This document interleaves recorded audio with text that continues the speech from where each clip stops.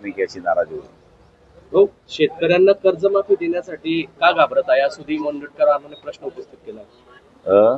शेतकऱ्यांना कर्जमाफी देण्यासाठी का घाबरतायत, सुधीर मुनगंटीवार यांनी प्रश्न उपस्थित केलाय.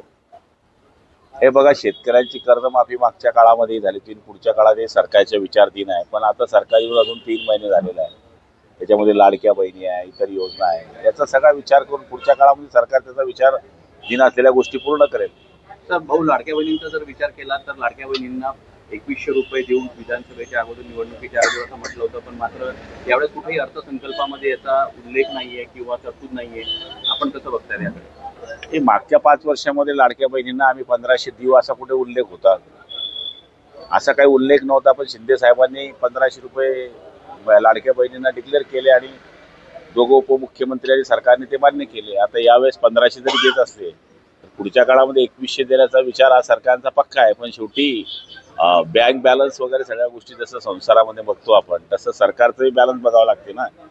ते बघून सरकार वेळ येईल तेव्हा बरोबर करेल. आगामी काळात 2100 रुपये हे पक्के आहे? बिलकुल होतील आगामी काळात. राऊत मात्र म्हणताय काही दिवसांनी लाडकी बहीण योजनाच बंद करतील सरकार.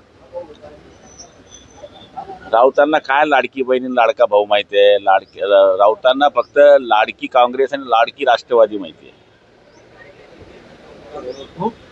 भेटून गेले तुला संतोष देशमुखांची कन्या म्हणते आहे की अजित पवारांनी यांनी साखर घातलेलं आहे की आपल्या काही आमदार आणि मंत्र्यांमुळे आपला महाराष्ट्र बदनाम होतोय, तुमचा पक्ष बदनाम होतोय, यांना तुम्ही वेळीच कारवाई करा, अशी मागणी संतोष देशमुखांच्या मुलीने केलेली आहे.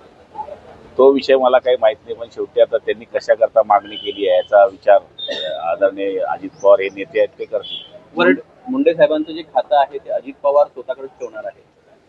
साहजिक आहे, ज्यावेळेस मंत्रीपद कमी होतं त्यावेळेस प्रमुखाकडेच ते खातं जातं. त्यामुळे ते खातं सध्या त्यांच्याकडेच राहील. वर्डी येथे एका कार्यक्रमात बस यार.